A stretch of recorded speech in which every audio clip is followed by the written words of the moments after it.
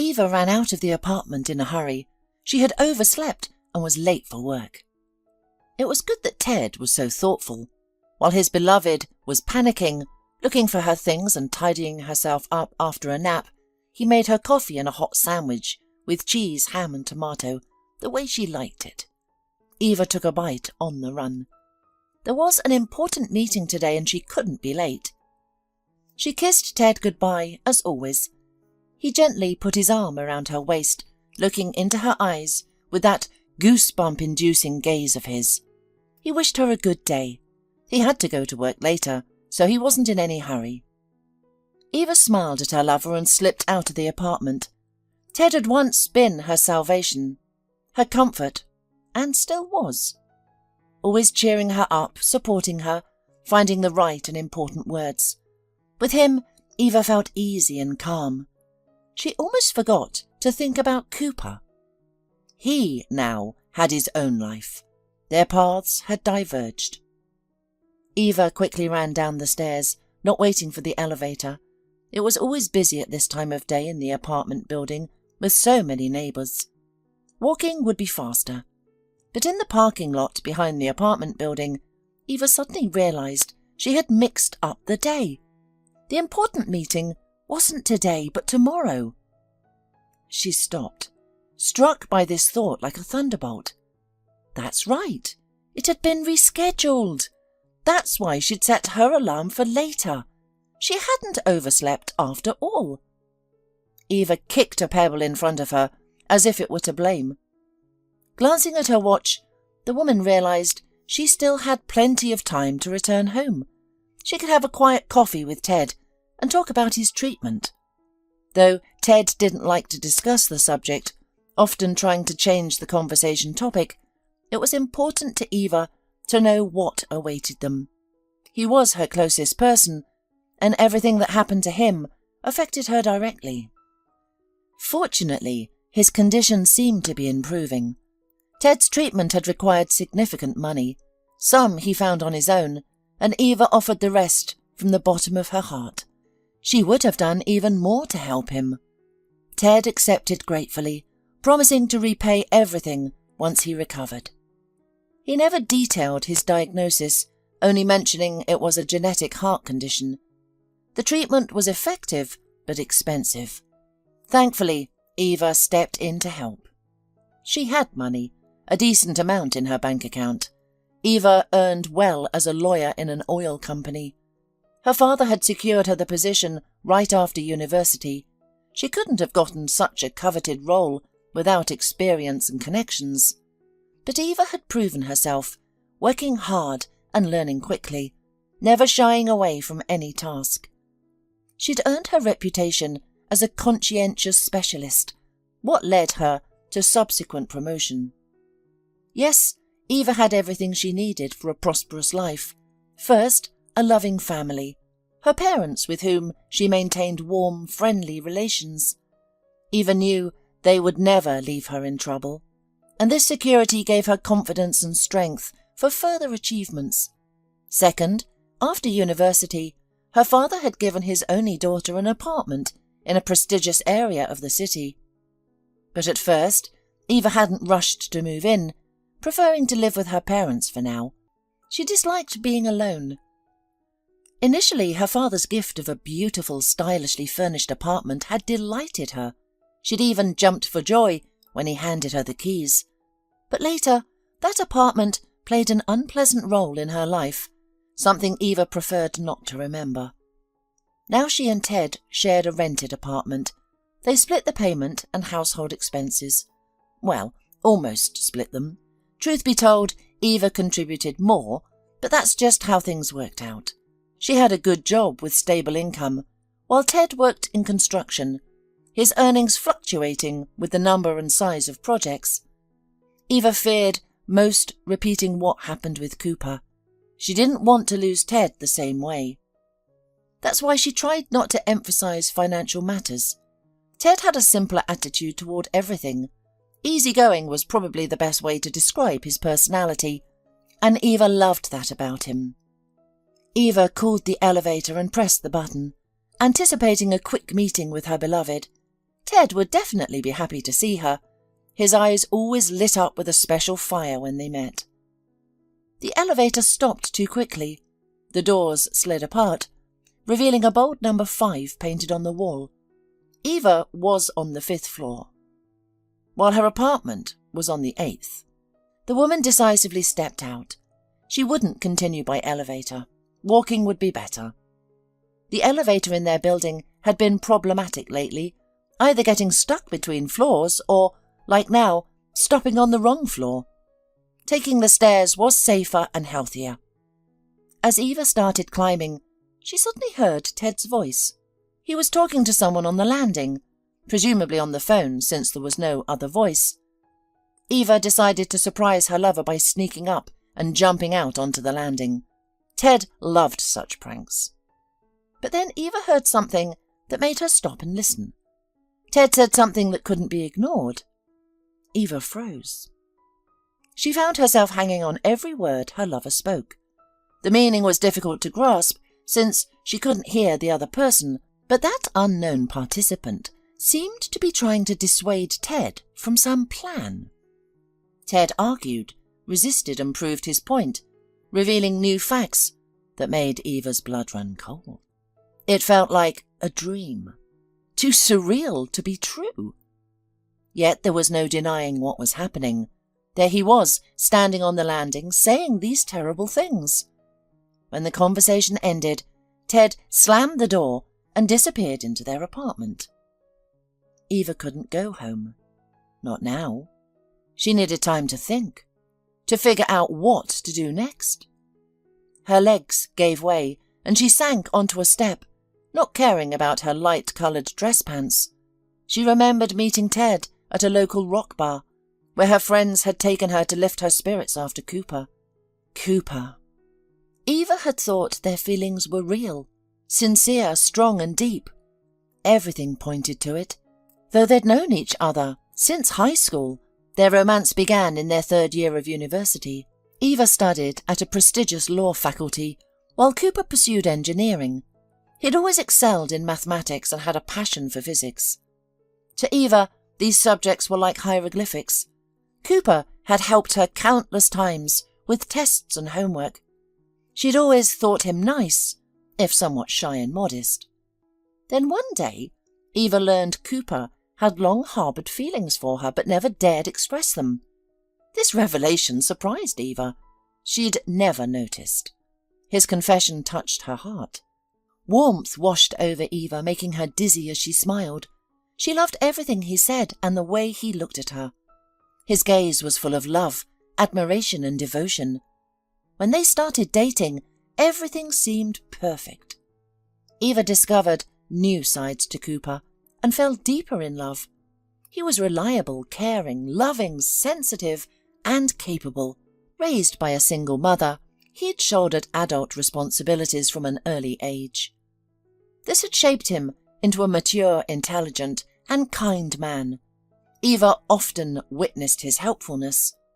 He'd assist others unprompted, seeing needs and meeting them naturally. He was simply who he was. Whether pushing a stranger's stalled car or helping with heavy bags, he did it all effortlessly and without waiting for reciprocation. Cooper treated Eva with tender care, always anticipating her needs. He frequently expressed his love. Their relationship seemed perfect, except for one thing. It didn't happen immediately. The changes crept in gradually. At first, Eva tried to ignore it, but as time passed it became increasingly difficult. The root of it all lay in their vastly different financial situations. Eva came from a wealthy family. Right after graduation, she landed a job with an excellent salary and owned both an apartment and a beautiful car, all gifts from her parents. At her age, she couldn't have earned these things herself. Cooper's life was different. He grew up without a father, his mother working as a cleaner from dawn until night. She cleaned multiple buildings to support her children. As the oldest, with 3 younger sisters, Cooper became their caretaker during his teenage years. He started working at 13. taking whatever jobs he could find, washing cars, unloading trucks, anything to help his mother. During university, he secured an internship at a design bureau in his field. After graduating, he became a full-time employee, but wasn't satisfied with his salary. Entry-level positions rarely paid well, unless you had connections, like Eva did. Cooper couldn't provide Eva with the lifestyle she was accustomed to, and this weighed heavily on him. But Eva didn't care about clubs, restaurants, or expensive things. She understood what mattered most: being with someone understanding and supportive, someone who made her feel peaceful and safe. That's what Cooper gave her. Eva wanted to show Cooper the world. He'd never travelled anywhere. Though she could easily afford trips for both of them, he declined every offer, even as a birthday present. "Eva, I'm already struggling with that income difference. Are you trying to crush me completely?" Cooper would ask bitterly, clearly uncomfortable. Eva tried to ease the tension, but her attempts only made things worse. Cooper's enjoyment of life was hampered by what Eva saw as an outdated belief: that a man must be the provider, no exceptions. Cooper worked hard, climbing the career ladder, but in his mind, his growing income was never enough. However, despite this one source of tension, they were happy together. They met almost every evening, taking walks, sharing their days and laughing together. Cooper gradually became Eva's whole world. She even stopped meeting her friends, as none of them understood her the way he did. Their connection felt incredible. Later, Eva would regret starting that particular conversation, knowing how sensitive such topics were. That evening in the park, Cooper was sharing news about a job offer, a lower position at another company, but with better pay and prospects. He was hesitant to leave his current project unfinished. Eva listened, supportive, assuring him she'd back any decision he made. But her mind was elsewhere, preparing to make an important proposal she had been considering for a while. She wanted to live with Cooper, to share their daily lives, to care for each other. They'd been dating for a long time, both adults, yet still living with their families, dating like teenagers, really. Eva felt it was time to make a more mature step. "Cooper, how do you feel about living together?" she finally asked. She knew such proposals typically came from men, but Cooper was focused on his career and business plans. His mind seemed occupied with those serious matters, rather than living arrangements. "I really want this," she added. Cooper stopped walking and gently took her face in his palms, a tender gesture she loved. "That's wonderful. I think about it too, how good it would be to live together. But now isn't the right time. I'm working on building a solid financial foundation for our future family, but I'm not ready yet. And it's difficult for me to say this, but Cooper, I want to be with you all the time. We're still dating like schoolchildren, returning to our parents' house at night." "But we're adults. I want more.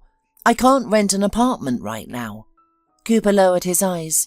Again, he felt ashamed that he couldn't provide a dignified existence for himself and his beloved.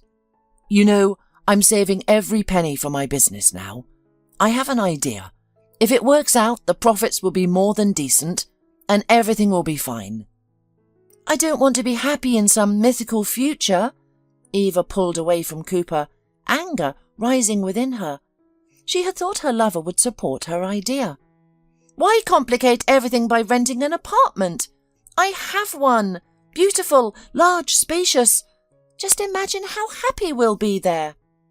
"Your apartment, your car, your money," Cooper said, his temper flaring.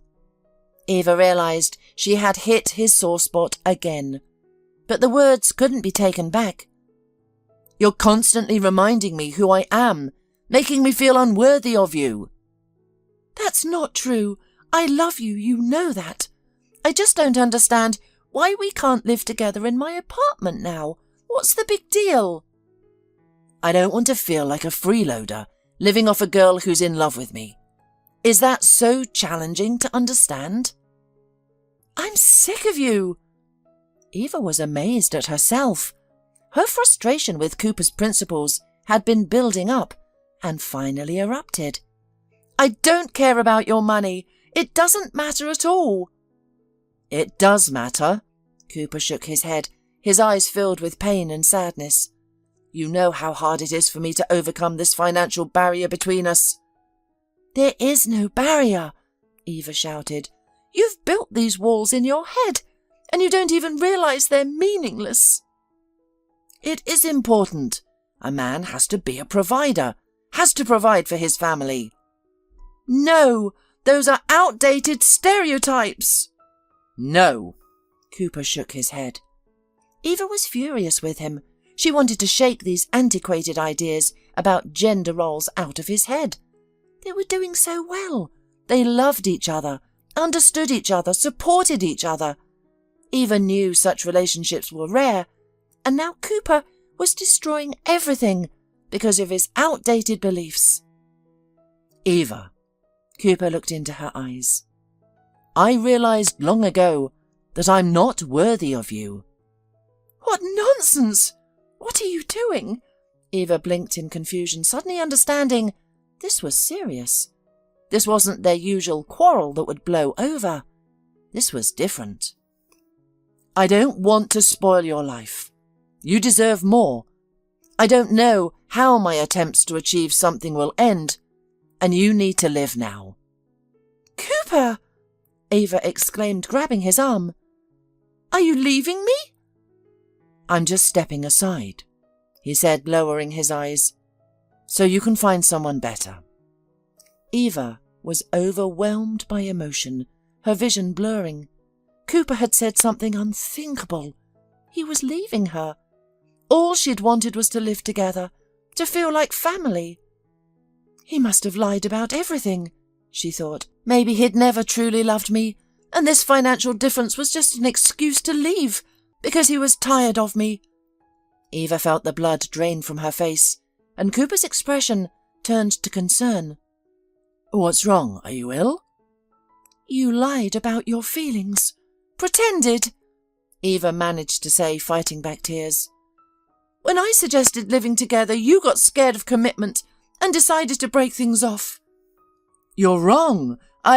Shut up! You're nothing but a cheater and a traitor.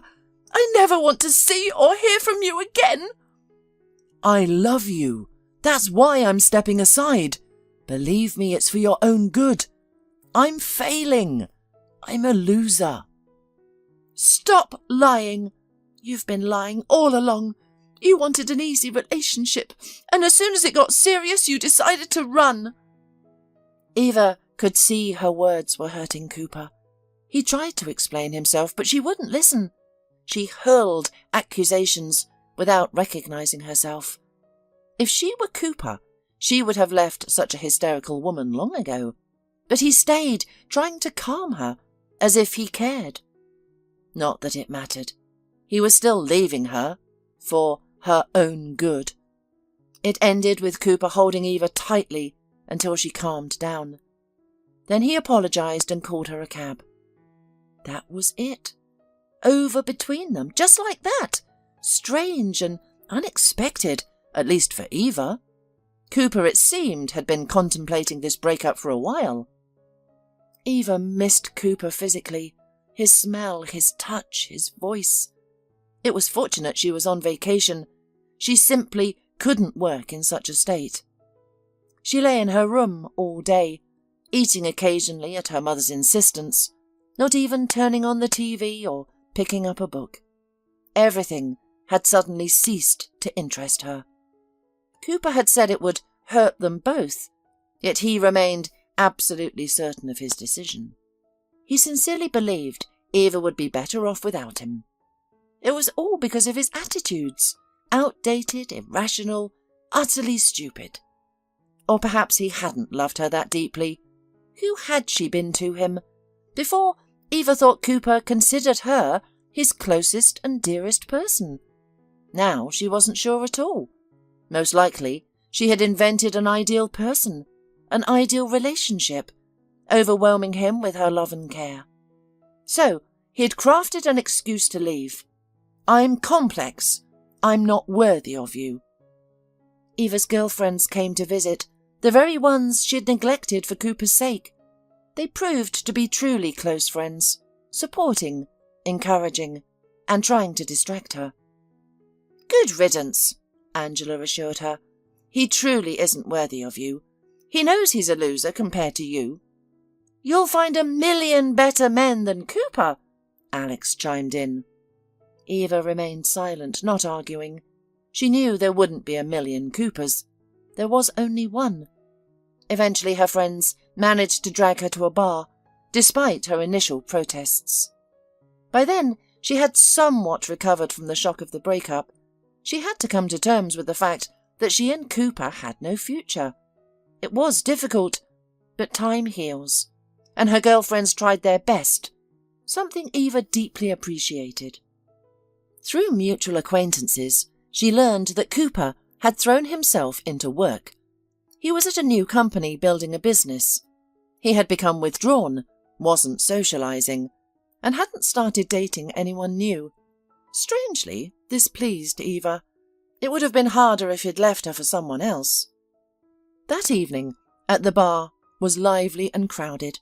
The friends first listened to the local rock band in the main hall, before moving to the karaoke room. The atmosphere felt like a house party. People lounged on soft armchairs and comfortable puffs, enjoying themselves, chatting and singing along with those at the microphone. Strangers chatted like old friends. It had always been like this here, the reason her friends loved this rock bar. Eva nestled in the corner of the room, scanning the crowd for familiar faces. Her friends had stepped out to the smoking room for a while. Eva stayed behind. She only smoked when drinking, and tonight she was driving. She felt surprisingly good. The soul pain ache had subsided somewhat, and she even felt like dancing. She thought about suggesting her friends head to a club later. That's when Ted stepped up to the microphone. Though Eva didn't know his name yet. He had bright eyes and a charming smile. His grey fitted t-shirt, faded jeans and sneakers suited him perfectly. Then Ted began to sing. It was a song about an unreachable beauty who had captured a rocker's heart. His voice was strong and pleasant, though his pitch was completely off. Despite his poor pitch, people loved his performance. They sang along and clapped. Ted kept catching Eva's eyes. She realized he was singing just for her, dedicating the most heartfelt lines to her alone. There was no mistaking it. As the song ended, he approached the stunned Eva and gracefully knelt before her like a knight. It was beautiful and elegant. People watched with interest. Eva felt their gazes and grew shy, but the young man seemed completely at ease. When the music stopped, he handed off the microphone and settled onto the beanbag chair beside Eva without asking. She didn't mind. Something about this young man intrigued her. "Hello, beauty with the sad eyes." He smiled charmingly. "I'm Ted. And what's your name, beautiful stranger?" Eva looked into his sparkling dark eyes and sensed something new beginning in her life. For the first time since breaking up with Cooper, she felt beautiful again, and she savoured that feeling. So they began dating. Ted radiated positive energy, a true life of the party, who told entertaining stories about himself and his friends. The sociable guy knew everyone. People constantly greeted him or stopped to chat wherever he and Eva went. Soon Ted suggested they live together. He took the initiative himself. Eva was glad. She loved the atmosphere he created around him. With him, she forgot all her problems, never dwelled on negative thoughts, and simply enjoyed life. Ted knew how to have fun, and his mood was contagious. Remembering Cooper's reaction, Eva didn't tell Ted that she had an apartment. They decided to rent a place instead. Since both were working, they could afford it. Ted had a simpler outlook on life. He wasn't bothered that Eva drove a beautiful car while he couldn't afford such transportation. In fact, he often asked to drive her car. He would put on an exaggerated air of importance that Eva found hilarious, blast the music, and speed down the highway with the gas pedal pressed to the floor. Eva felt completely happy. She had everything, including a cheerful, laid-back boyfriend who loved her. At least, that's what he frequently told her. Ted was quite different from Cooper. Though less reliable and nurturing, he had an easygoing personality and knew how to enjoy life. He was never dull, which Eva appreciated. Yet she probably wasn't in love with Ted the way she had been with Cooper. Ted became her lifeline, a salvation she clung to. Occasionally, Eva would hear about Cooper through mutual friends, and her heart would still ache at the mention of his name. She realized her feelings for him hadn't completely cooled. It was an odd, uncomfortable sensation, but Eva hoped it would fade with time. Ted lived in the moment, rarely thinking about or planning for the future. He was content with his unstable, modest-paying job. He loved bars, clubs, and parties, and drew Eva into that lifestyle. While she enjoyed having fun, she sometimes found it exhausting. Nevertheless, everything in Eva's life seemed perfect, almost cloudless, until Ted's illness struck suddenly.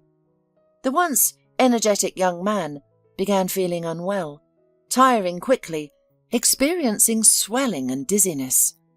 Eva insisted he get examined. The doctor's verdict was devastating. Ted was diagnosed with a serious illness. Eva couldn't believe it. The image of playful Ted seemed incompatible with any disease. But without treatment, the prognosis was grim. Ted started taking his health seriously, visiting doctors regularly. Treatment was available but expensive. The free healthcare option meant a long wait, during which Ted's condition could worsen significantly. Eva offered him the money herself. Though initially reluctant, he eventually accepted with gratitude and promised to repay her. He looked uncharacteristically serious at that moment. Without hesitation, Eva withdrew her savings of several years. It was a substantial amount, enough to buy a new mid-range car. "I appreciate this so much," Ted said sincerely, holding the money. "Now I'll do everything for you." "First, beat this disease," Eva said with encouraging smile. Ted started treatment. He received infusions and expensive medications. The results came quickly. He soon regained his former energy and enthusiasm. Eva was overjoyed. His recovery progressed well once he had begun proper treatment. Though he couldn't work as before, and Eva became the main provider for their small family, this didn't bother her at all. Ted seemed unbothered too, which pleased Eva. She remembered how Cooper had struggled when he appeared less financially secure than his partner. That had ultimately ended their relationship. Ted, however, didn't care about such matters.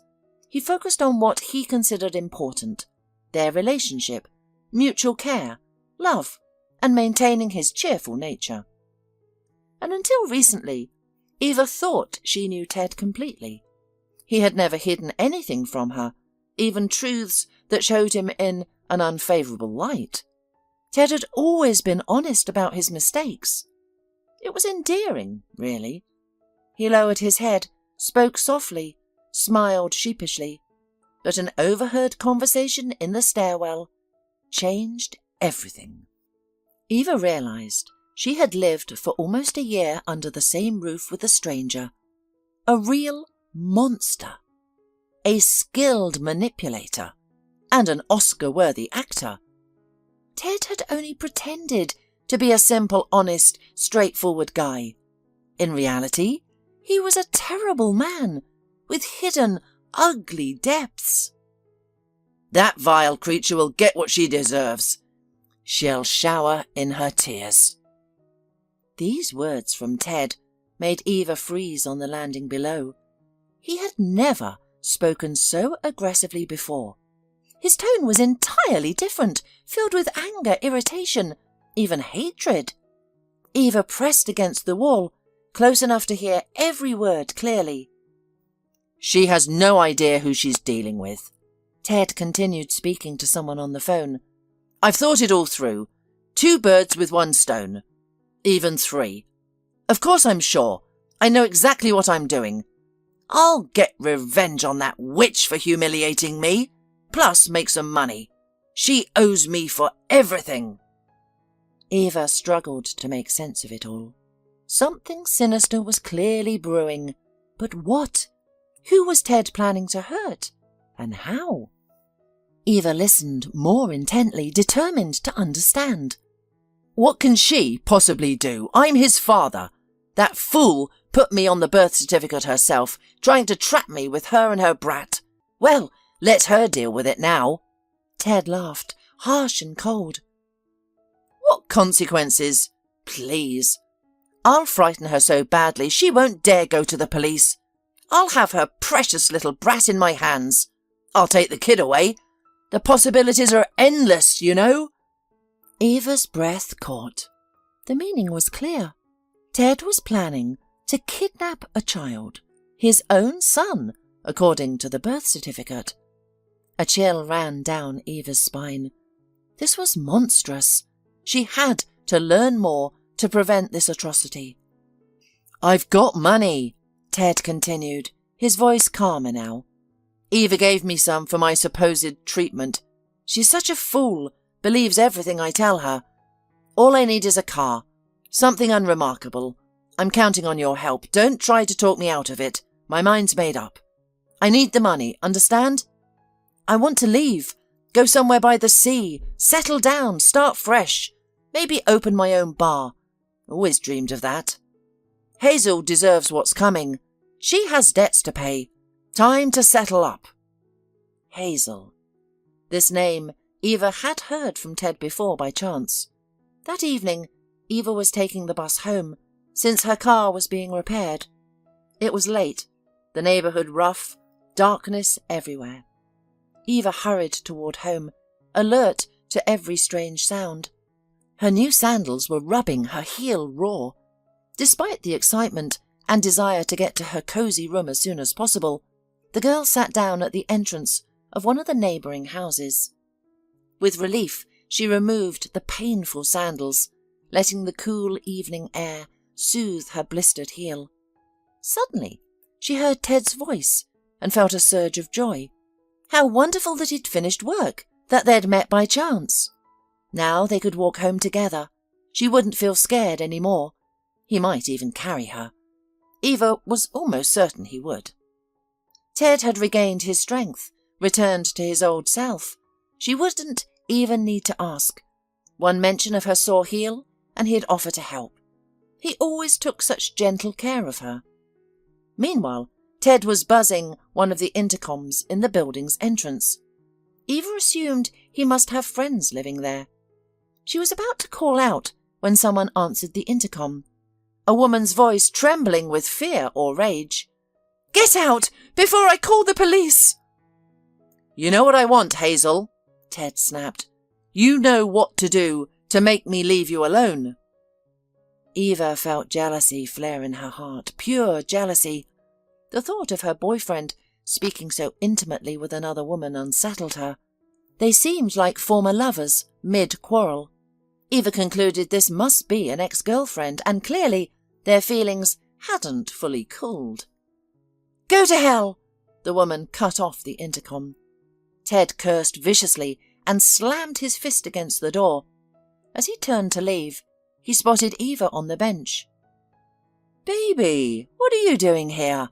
he asked, his voice completely transformed. Before her sat the Ted she thought she knew, tender, kind, good. Eva mentioned her blister, and, as expected, he scooped her up and carried her home. Of course, Eva asked questions. She did not hide the fact that she had heard Ted talking to the owner of the rare name Hazel. "It's a girl I used to date," Ted explained reluctantly. "We broke up terribly. She is a dishonest person. Hazel owes me money, a large sum. She cheated me once. I wouldn't give a damn about the money to avoid dealing with her. But I'm in a situation, you see, with this disease. Treatment requires money. I can't work properly now, so I'm trying to get her to pay me back." "Don't go to her any more," Eva pleaded. "If you need money, I'll get it. But don't contact her, please." "You've helped me a lot already." Ted shook his head. "If it hadn't been for you, who knows what would have happened to me now." And now, in this conversation on the landing between floors, Ted mentioned Hazel again. As Eva listened to Ted, the situation became clearer. Ted and Hazel had a son together, and Ted was listed as the father on the boy's birth certificate. Hazel refused to let Ted see the child, though Ted himself showed little interest in the boy, caring only about money, and he had found a way to get what he wanted. Ted planned something terrible to take the child away. Hazel, as Eva realized, was wealthy and could give Ted anything he demanded for her son's sake. Ted's interlocutor, whom Eva couldn't hear, was clearly trying to dissuade him. Ted kept making arguments to support his decision. "The police won't do anything to me. According to all the documents, I'm the father of this baby. She thought to tie me to her that way, and now she regrets it, but it's too late. A father has the right to take his child at any time. It won't even be considered kidnapping." He had thought of everything. Cunning, calculating, unscrupulous.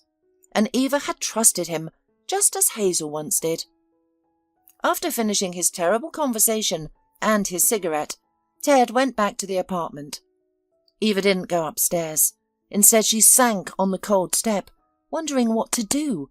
Ted was clearly a monster. He had planned a terrible crime, and Eva knew she had to prevent this tragedy.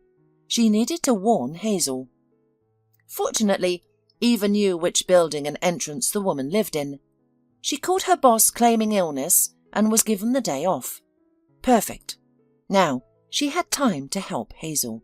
Hazel was likely unaware of the danger looming over her. Eva went directly to her building and called the first apartment she could and asked for Hazel. "She lives in 153, the elderly woman replied and hung up. With trembling fingers, Eva dialed 153 on the intercom. She expected no answer, assuming Hazel would be at work, but after 2 rings, a woman's voice responded. "7th floor, come in." Hazel was clearly expecting someone, probably a delivery. Eva entered and took the elevator up. The door to apartment 153 stood ajar. Hazel waited in the doorway. "Oh, you're not the pizza delivery?" she asked, puzzled. She was tall, beautiful, 10 years Eva's senior, and impeccably groomed and stylish. "I'm sorry, I thought it was the delivery." "Mum, is the pizza here?" A 4-year-old boy appeared at the doorstep. Ted's son. The resemblance was striking, and not just in appearance. "Peter, no, go to your room," Hazel told her son. He obeyed immediately. "And you're here about?" she asked, looking at Eva questioningly. Eva took a deep breath. She hadn't planned how to begin this conversation. "It's a very long and difficult story," she said finally. "First, I must warn you, you and your child are in danger." Fear flashed across Hazel's face, but she quickly composed herself. "Ted," she said, and Eva nodded. Hazel led Eva to the kitchen. The apartment was stylish, clearly showing its owner's wealth. No wonder Ted hoped to profit from her. Eva told everything she had heard by chance on the playground. Hazel listened without interrupting, her face taking on an increasingly puzzled expression. "He'll do it," she said when Eva had finished. "He's a frightening man. He will stop at nothing." "But you know everything now. We have to do something to stop him. Maybe he'll go away somewhere." "That won't help. I already ran away from him once in this town. I bought an apartment here. I thought it was all in the past. But Ted found me, rented an apartment nearby. He started threatening me, and now he wants to take our son. It's horrible." "Isn't there anything you can do?" You need a lawyer." "I guess there is," Hazel said, a little calmer. "I don't know how to thank you for warning me. If it wasn't for you, he'd have taken Peter and made ropes out of me. I would have given him anything to get my son back. At first, Ted seemed perfect to me. I thanked fate for our chance meeting. I was already a business owner when I met him. He was this handsome, modest guy who approached me at a club where my colleagues and I were celebrating another victory. He was charming, open and young. He complimented me, gave me admiring glances. I knew he was younger, and our status was very different, but I couldn't help myself. I fell under his charm completely. It hadn't happened to me in a long time. Usually I look at things soberly and evaluate everything practically, but suddenly I was floating. Ted has a talent for offering what people want. He notices weaknesses and desires immediately. He uses that to achieve his goals. A born manipulator." Eva nodded. She couldn't help but agree with Hazel. Many things about her own relationship with Ted now took on new meaning after this overheard conversation. He had manipulated Eva to offer him money, and she had been glad he took it. Hazel, successful and mature, had lost her head over the charming young man. They had a passionate romance that led to her pregnancy. She was happy about it. She wasn't getting any younger.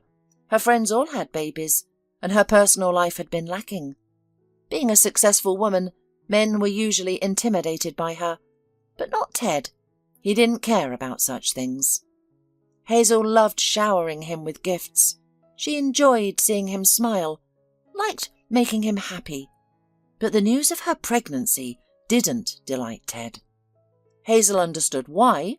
He was young, hadn't lived enough for himself, wasn't planning for a family. Soon after, Ted disappeared, though not completely. He stayed in the city, frequenting bars and cafes, picking up new girls, but he cut all ties with Hazel. I'm ashamed to remember it now, but I was under his spell. I was hurt, devastated. I tried to get him back, caught him, humiliated myself, even stalked him at clubs and bars. What a fool I was. There I stood, with my big belly in the early morning, watching Ted leaving a club with some other girl. Maybe it was the pregnancy hormones. I'm used to getting what I want, and it was such a blow. I didn't realise who Ted really was then. Just a common gold digger, living off wealthy women, incapable of serious relationships or genuine feelings. When Peter was born, Hazel listed Ted as the father, hoping to make him take responsibility, something he actively avoided. 2 years passed, and Hazel found peace. She had almost forgotten about Ted, focusing entirely on her son, the charming little Peter.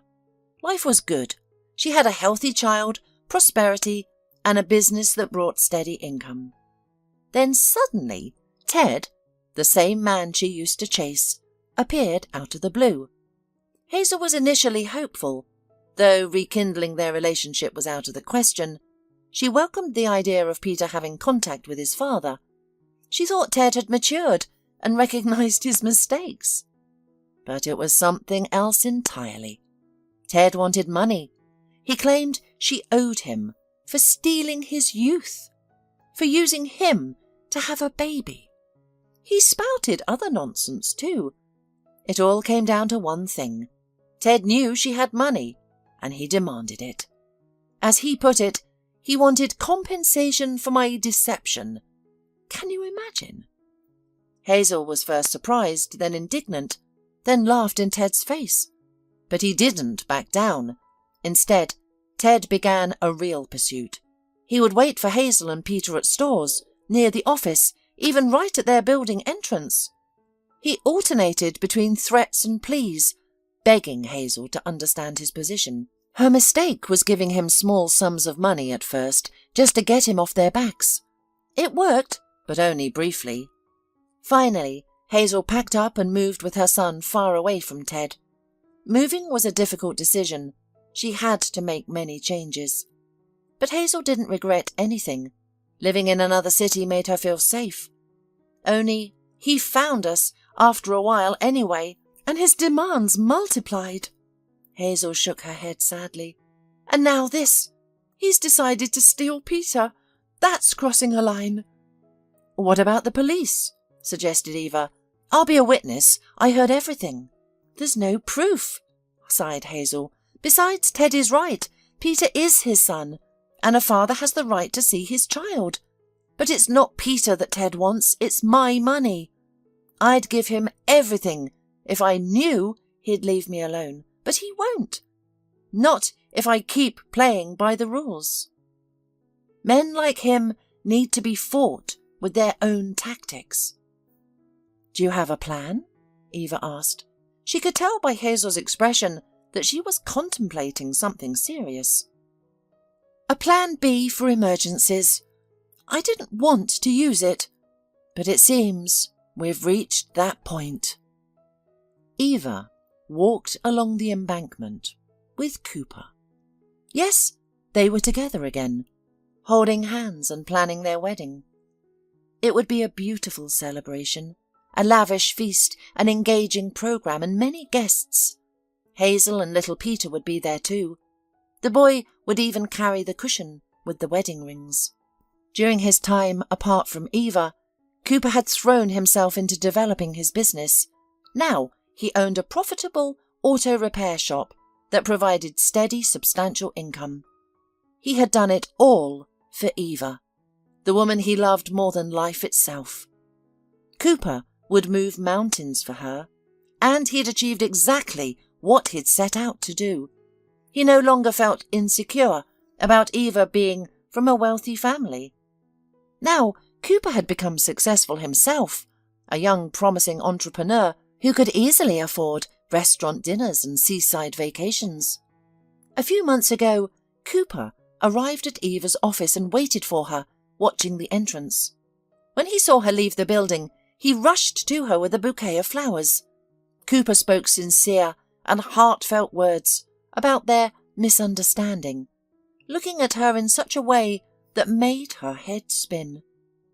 "I was a fool, I know. I made everything complicated and nearly ruined it all with my own hands, but now that's all in the past. The separation has proven to me that my feelings for you are something incredible and unique. It won't happen again. Will you forgive me?"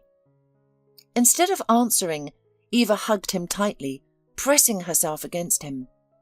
It was him, Cooper, beloved, real, familiar.